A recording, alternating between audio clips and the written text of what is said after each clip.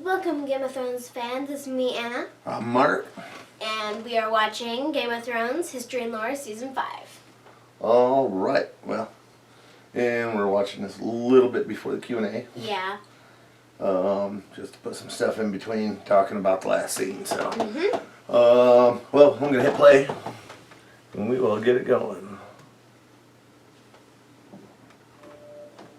Most cities are built on stone. Braavos was built on ships, or more specifically, their cargo. Slaves who rose up against their Valyrian captors and seized the helms of the convoy. Of all crimes, Valyria punished rebellion most severely. The slaves faced not execution, but the Valyrian mines or labor camps in the most remote and savage colonies if recaptured. And few corners of the world can long remain hidden from Dragonback. However, our histories claim that a group of slave women prophesied the slaves would find shelter in a distant lagoon behind a wall of pine-clad hills and sea stones, where the frequent fogs would help hide the refugees from the eyes of dragon riders passing overhead. And so it proved. Because they had risked their lives in the name of freedom, the mothers and fathers of the new city vowed that no man, woman or child in Braavos should ever be a slave. This is the first law of Braavos, engraved in stone on the arch that spans the long canal. For over 100 years, Braavos hid itself from the eyes of the world, who called it the Secret City. Using a dye derived from a local snail, our captains stained their sails purple to hide their stolen Valyrian ships. Our merchants carried false charts and lied when questioned about their home port. Eventually, one Sea Lord, our elected ruler, decided enough time had passed and initiated the unmasking of Braavos to the world and to Valyria. Of course, it helped that the Iron Bank made handsome restitution to the Dragon Lords for the stolen ships, whilst of course refusing to pay for the value of the slaves themselves. The anniversary of the unmasking is celebrated every year in Braavos with 10 days of feasting and masked revelry, a festival like none other in the known world, culminating at midnight on the 10th day, when the Titan roars and tens of thousands of celebrants remove their masks as one. Freed of the constraints of secrecy, Braavos quickly grew into the wealthiest and most powerful of the free cities, and, one could argue, the most beautiful. From the sprawling Sea Lord's palace with its menagerie of strange beasts and birds, to the imposing Palace of Justice and the aqueduct we call the Sweetwater River, that bears fresh water from the mainland, Braavos is without rival in either engineering or elegance. The temples of Braavos are also famed throughout the world and wondrous to behold. Descended from 100 different peoples, the Braavosi honor 100 different gods. The Temple of the Moon Singers is the foremost of these, being the faith of the slave women whose prophecies led our ancestors here. The Lord of Light has a great temple as well, where his worshippers have grown ever more numerous in the past 100 years. Yes, Yet less numerous, and even some forgotten faiths still have temples deep in the heart of the city, on the Isle of the Gods. But the beauty of Braavos is not only in her buildings. Braavosi swordsmanship is renowned throughout the world. Our Braavos eschew the armor and long swords of the Westerosi knights, preferring speed, agility, and slender blades. The greatest Braavos call themselves water dancers, after the custom of dueling upon the moon pool near the Sea Lord's palace. By tradition, the greatest of all the Braavos is the First Sword, who commands the personal guard of the Sea Lord and protects his person at all public events. Once chosen, Sea Lords serve for life. Inevitably, there are always those who wish to cut that life short to effect some change in policy. Though not even the First Swords are the true guardians of Braavos. That honor goes to the Titan, who protects the entrance to the harbor. With his proud head and fiery eyes looming close to 400 feet above the sea, the Titan is a fortress of a kind never seen before or since. His eyes are huge beacon fires, lighting the way for returning ships into the lagoon. Within his bronze body are halls and chambers, murder holes and arrow slits. Enemy ships can be steered onto the rocks by the watchmen inside the Titan, and stones and pots of burning pitch can be dropped onto the decks of any that attempt to pass between the Titan's legs without leave. This has seldom been necessary, however, not since the Century of Blood, Has any enemy been so rash as to attempt to provoke the Titan's wrath? Should an enemy break through into the lagoon, however, he would face the walls of Braavos. Again, not of stone like other cities, but of ships. The arsenal of Braavos can build one of our famous purple-hulled war galleys in a single day. All the vessels are constructed following the same design, so that all the many parts can be prepared in advance, and skilled shipbuilders work upon different sections of the vessel simultaneously to hasten the labor. To organize such a feat of engineering is unprecedented. So it's One like a need only look at the raucous, confused construction of a ship Interchangeable parts, all to that. see the truth of this. Eli. Let us imagine that even the arsenal, great as it is, failed us. An enemy who could defeat both the Titan and our fleet would be strong indeed. But Braavos does not depend only on statues and ships. We also have iron and gold. Faceless men.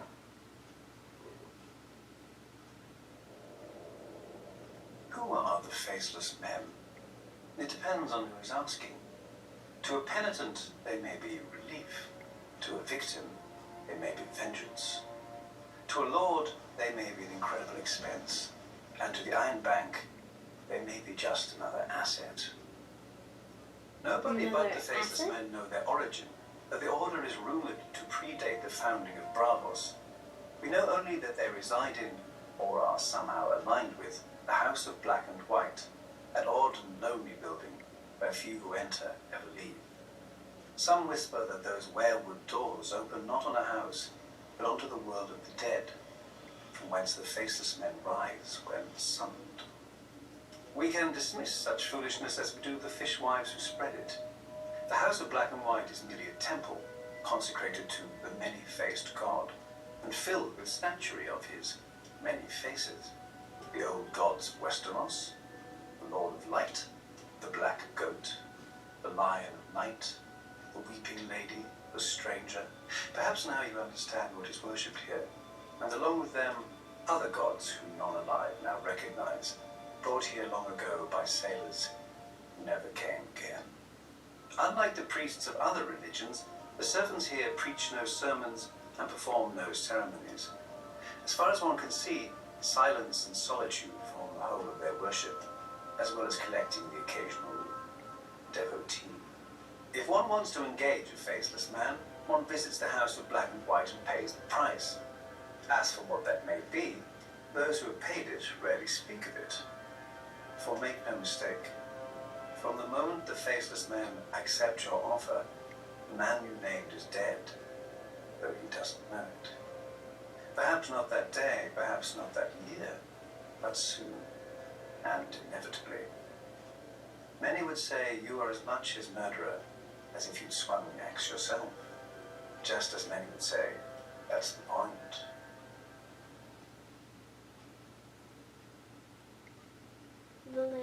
Varies. Valyria was young, and as the young do, it sought to spread its seed. Its first daughter was Volantis, an outpost on the mighty roaring river at the frontier of the Empire. There the Dragon Lords raised the famous Black Walls, seamless fused dragonstone 200 feet tall, and so thick that 6 four-horse chariots can race along the battlements side by side, as they do each year to celebrate the founding of the city. To this day, only those who can trace their ancestry back to old Valyria are allowed to dwell within the Black Walls. None are even permitted to set foot inside without an express invitation of a scion of the old blood. Me, of course, the ancient and noble blood of foot soldiers. For the city's first 100 years, its only inhabitants were its garrison. But where soldiers go, vice follows. Taverns and brothels began to sprout up outside the Black Walls, and merchant ships began to call as well, bearing the favored trade of the summer sea, slaves. The East Bank filled with homes, shops, and society, and so the taverns and brothels moved to the West Bank, where foreigners, sellswords, and pirates erected their own shadow city of fornication, drunkenness, and murder. In time, the West Bank became such a cesspit of crime and depravity that the Volunteers had no choice but to send their slave soldiers across the Rhine to restore order and some semblance of decency. Like all such missions, they succeeded. They left, then they failed. When the Volunteers grew weary of shipping their soldiers across the Rhine every year, they built the famous Long Bridge of Atlantis, strong enough to support the weight of 1,000 elephants and many more soldiers. The Long Bridge of Atlantis stands today as the longest bridge in all the known world. The Valyrian rulers intended the bridge to spread the civilization of the East Bank to the west. Instead, the depravity of the West Bank spread east. Shops, temples, taverns, inns and brothels line the bridge, most 3 or 4 stories tall, with each floor overhanging the one beneath it. One can buy anything on the Long Bridge, or steal it, if one's hands are quick enough. But if they're not... Though at least half the decor committed no greater crime than displeasing a master. For in Volantis there are 5 slaves for every free man, a proportion matched only by the cities of Slaver's Bay. The volunteer masters mark their property with facial tattoos, permanent and scarring, which denote the vocation of the slave soldiers wear green tiger stripes upon their faces. Slave whores are marked by tears beneath one eye. The slaves that collect the dung of horses and elephants are marked with flies. The drivers of the hathays, the carts pulled by the small elephants of Lantis, are marked with wheels, and so on. A master may give his slave freedom, but no man can give a new face. Is it any wonder then that the slaves and freed men have turned in such great numbers to the priests who preach of a cleansing fire? The temple of the Lord of Light in Volantis is said to be the greatest in all the world, larger even than the great sept of Baal. Well, that's where Varys and Tyrion were when they came across that one red woman. Bought as children and trained to become priests, temple prostitutes, or warriors. And she stared And right one at could Tyrion. argue its adherents outside the temple are slaves as well, in mind if not in body. Magic frees nobody except its practitioner to do what he will with those who can't. Just as the black walls free the old blood to see what they will, without those they don't. But one must wonder how much longer such freedoms will endure. When across Essos, one hears the sound of chains breaking, of slaves rising, of dragons roaring. Volantis may call itself the first daughter of Valyria, but it is not the last. Fighting submarine. Dario. Yeah, he'd be the one I'd like to talk about this. People love blood when it's not their own. But tavern brawls are boring, and wars never have good seating. Thus the famed fighting pits of Marine opened shortly after the city's own founding. I heard that originally the combats were a blood sacrifice to the gods of Geese, the empire that founded Marine. Some still believe they are, but the Giscari Empire died a long time ago and their gods went with them. Yet the pits remained open, filling the city's purse with gold from the ends of the earth. I suppose the fighting pits are a blood sacrifice after all. Only the gods changed. In the pits, slaves fought each other to the death for fame and glory, and gold for their masters. A lot of gold. Enough for the masters to invest in rigorous training. Slaves were taught to fight like Dothraki screamers, bearded priests of Norgos, iron-born reavers, Westerosi knights, Cohoric hunters, and Lysine pirates. Whatever would excite a crowd. After all, everyone wants to know who is the best. And, of course, who isn't. For the crowds don't come only to see men fight well. I've seen the masters release tigers, lions, and other exotic beasts into the arena to chase less costly slaves, barely trained if at all. A whore once told me of an amusement in one of the less prestigious pits. One boy was rolled in honey, one in blood, and one in rotten fish. And then a bear was unleashed, and the crowd wagered on which boy the bear would eat first. I never heard who won. Then again, it was obvious. The masters. Did such stories worry me? Of course not. I could fight, and for a good fighter, life was luxurious. Thousands of people chanted his name when he stepped into the pits. He would eat the choicest meats, drink the finest wines, and sleep on exotic furs. Often not alone. Women would fling themselves at him or sneak into his chambers to wait for him after a fight. Foreign princesses, priestesses, and even the wives and wayward daughters of masters. He never had to fear punishment, for a great fighter could be worth 300,000 honors. Another wife was always cheap.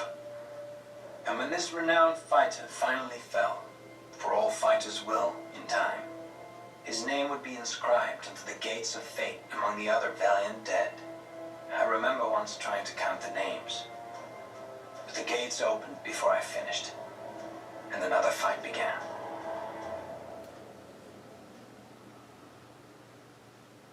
Many-faced God. Shakanaga. A young man walks beside a girl across a flowered field. Spring has come, and this girl is his life. He prays. A child climbs a tree to watch the sunset over the fields. Summer is ending, and the harvest is life for his village. He prays. A hunter tracks a boar through the woods. Winter is coming, and this boar is life for his family. He prays. But to whom do they pray? The world has as many answers as there are men to answer. But walk far enough, climb high enough, hunt long enough, and a man shall find only one God, with many faces. In the faith of the seven, he is the stranger who guides men from this life to the next. Few seek his favor, or at least, few realize that they do. In the north of Westeros, he is one of the nameless old gods, staring out from the weirwood trees and the snow. In the Iron Islands, he is the drowned god, calling men down to his watery hall. So it's What is dead may never die, but rises again, harder and stronger. In the Far East, he is the Lion of Night, who fathered the world's first emperor on the Maiden Maid of Light, and whose wrath nearly ended the world. In Volantis, he is the Lord of Light, whose followers feed men to the flames to beg his favor. In Lys, he is the weeping lady, who sheds her tears for the living, soon to die. In Qohor, he is the black goat, and he feeds on blood offerings every day. On holy days, he is offered condemned criminals, and in times of great crisis, he may even be offered the noblest children of the city to beg his protection. Does he accept their gift? Well, the city still stands. For the poor, he is the hooded wayfarer. For soldiers, he is Bacalon, the pale child. For sailors, he is the moon pale maiden and the Merlin king. In the house of black and white, however, he is all of them, and none of them. He is the many-faced god, and wherever a man turns, there he is. Men come from every corner of the world to know him, to beg his favor and seek his gift, for themselves, if their life has grown too hard, or for others who are making it so. It is all the same to the many-faced god. Vala Dohaeris, all men must serve him, beggars and kings. Vala Morgulis, all men must die, good and Yeah, evil. spell. Men worship as they will, but at the end of every road stands the many-faced god, waiting. Death. The river, right? Elaborate on the history of the mighty river. Westeros has mighty rivers, but none of them compare to the Rhoyne. It is said that there is no stream or puddle in Western Essos but drains to Mother Rhoyne. No doubt an exaggeration. Until one sees the river, at its widest, a man in the center can't see a shore to either side. The greatest of Mother Rhoyne's children were the Rhoynar, a civilization as ancient and grand as old Geese. Fishers, traders, scholars, workers of wood, stone, and metal. The Rhoynar raised their elegant cities Is that from their the waters river of that the Rhoyne goes down to her mouth. down? Lovelier than the last. Or is that the river For many over that comes centuries, in the the Rhoynar Sleeper's lived in Bay? relative peace. When I don't know. invaders swept down from the hills, Here, pause it. the Rhoynar, women and men, would don silver-scaled armor, fish-head helms, tall Check. The one We closer to have- Volantis, The or Golden Fields, the Great Lake. Name them, or is it that one that leads to Favors Bay? I think it's this one. It doesn't say. It doesn't say the names, but I'm pretty sure it says this. Yeah, I think it's this one. Okay. I know you can't see it, but like. Spears and turtle shell shields. If the enemy did not laugh themselves away, it was said that Mother Royne would whisper the enemy's secrets to her children, and the Roynish wizards could raise watery walls to drown their foes. Whatever magic the Royner may have had, it wasn't enough. When Valyrian colonists first arrived, the Valyrian Royner has to be the embraced one them, over for there. all men were welcome to share the Yeah. bounty of Mother Royne. Perhaps Huh? the water people should have been more cautious of strangers who exalted fire and blood. Legend has it that one day the Valyrians netted and butchered one of the giant turtles the Royner held sacred. As a result, thousands were killed or enslaved, cities and towns were burned, drowned, and rebuilt. In these wars, the Valyrians emerged as victorious more often than not. The princes of the Roynish cities, fiercely proud of their independence, fought alone, whilst the Valyrian colonies aided one another. Eventually, the Roynish princes ceased their squabbling and united behind Prince Garin, who led the largest army Essos had ever seen, against 100,000 Valyrian colonists, 100 war elephants, and 3 dragon lords. Thousands burned, but thousands more sheltered in the shallows of the river, whilst the Roynish wizards raised enormous water spouts against the foe's dragons. So. Roynish that's archers it. brought down 2 of the dragons, whilst the third fled, wounded.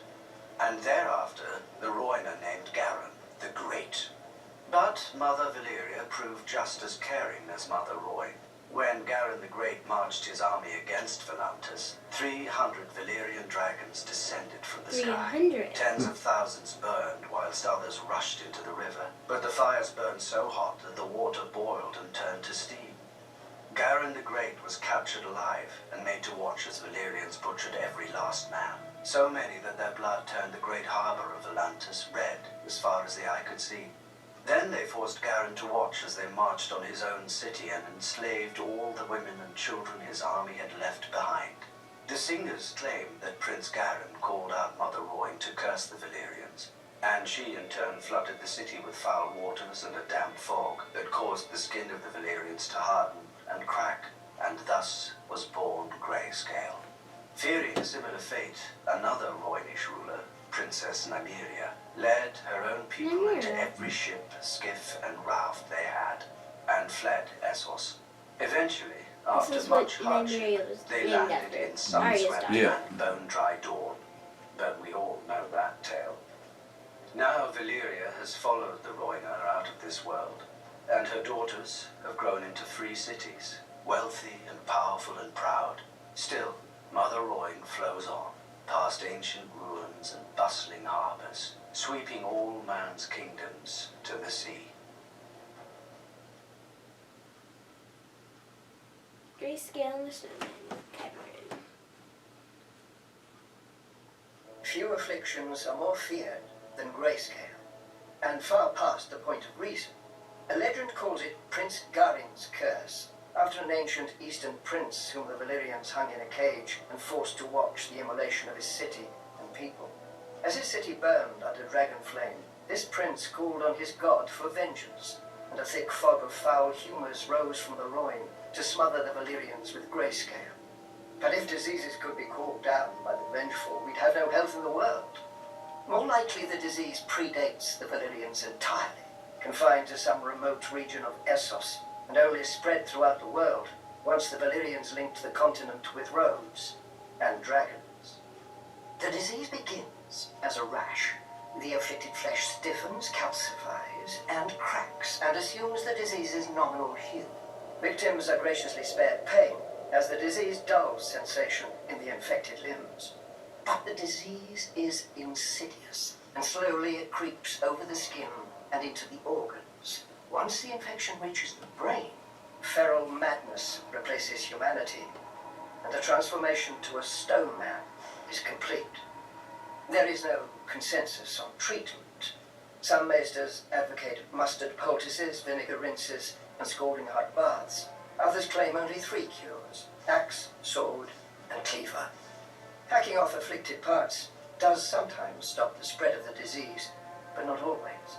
Many a man has sacrificed an arm or foot only to find the other going grey. Those who have been miraculously cured of Greyscale are few, and usually were subjected to so many treatments that isolating the responsible cure is impossible. Besides, few maesters, priests, or healers have the courage for such experiments as would prove a cure. Greyscale is highly contagious, being known to spread from even the slightest contact with an infected person. Hence the current occupation of Valyria by the stone men, exiled from their homelands at the first sign of the disease. What they do there, with their final months or even years, for Greyscale is a slow killer. No one knows. No one wants to find out.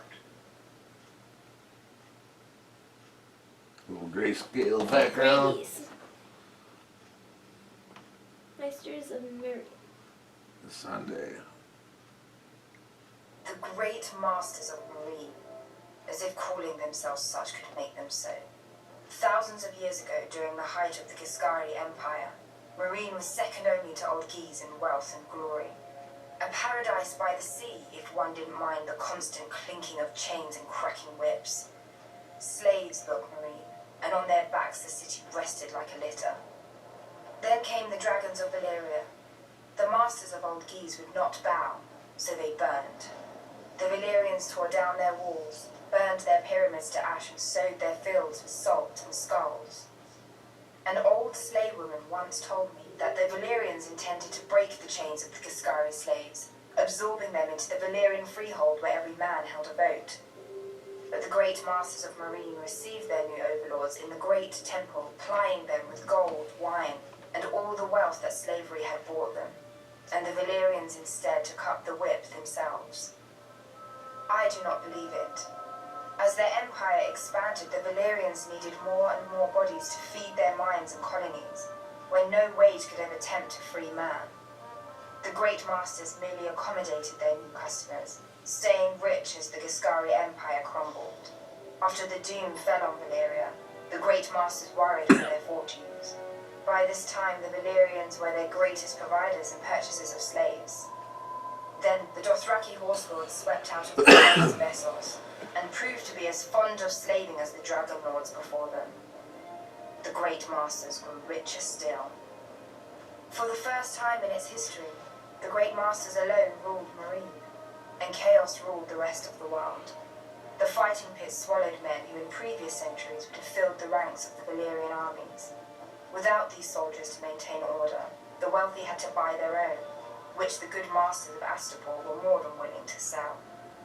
If the buyer's nerves still needed calming, the wise masters of Yonkai could sell him further release. The great masters, the good masters, the wise masters, yet none was so great, good, or wise that they recognized our queen for what she was. Her ancestors had destroyed them, then become them. Perhaps they assumed she would bend as easily. But our queen does not bend. She breaks. That was a pretty cool one. Mm-hmm. The Lord Commanders of Alistair Alcithor. Thorne. Each brother of the Night's Watch swears a sacred oath to protect the realms of men. That doesn't mean pissing about, waiting for the cold to finally put an end to you. It means bleeding. It means fighting. It means going beyond the wall and hunting down those who mean harm to the realm. So how do you get 1,000 rapists and thieves to fight together, to bleed together? That's the burden of the Lord Commander. He keeps the builders building, the rangers ranging, and the stewards stewarding, or else it all falls apart. Each Lord Commander is chosen from and by his fellow brothers, and he serves for life. A long time ago, you may have had men from Queensgate and Longbarrow and the other 16 castles of the Wall come to Castle Black for an election. These days, you'd be lucky to scrape a few dozen from Eastwatch and the Shadow Tower, or however many they can spare who cast votes in their stead. All the same, the brothers are allowed to name whomever they think worthy of the title. Then we vote until one man receives a majority, however long it takes. Some elections have lasted less than an hour, some have lasted weeks, one even lasted 2 years. Maester Aemon has said there have been 997 Lord Commanders since the Night's Watch was founded. Back then we had true soldiers, men of honor and strength. Now look who mans the wall. Bastards, peasants who stole a sheep to bugger, and fat little nobles who weren't worthy of their Lord Father's land. But the Lord Commander must find a place for them all, and turn these walking piles of horse dung into soldiers of the Night's Watch. Though we haven't always been so lucky to have such men to lead us. We've had cowards and fools as well.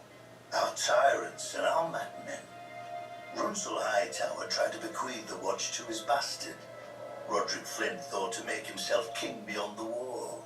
Tristan Mudge, Mad Mark Rankenfell, Robin Hill, each nearly destroyed us with their foolishness. 600 years ago, the commanders at Snowgate and the Nightfort even went to war against each other. The simpering Lord Commander asked them politely to lay aside their quarrel, and incredibly they did, because they joined forces to murder him. Stark and Winterfell had to intervene and take both their heads to save the Night's Watch. Now we've got more mouths than we can feed, a southern king in our castle, and cells full of wildlings, and no Lord Commander, since the last was betrayed by his own men. We need a new leader, a man respected enough to hold the watch together in this dark hour. A leader strong enough to make sure that the Night's Watch survives the coming winter, no Someone matter like the Jon cost. Snow. Oh wait, you killed him.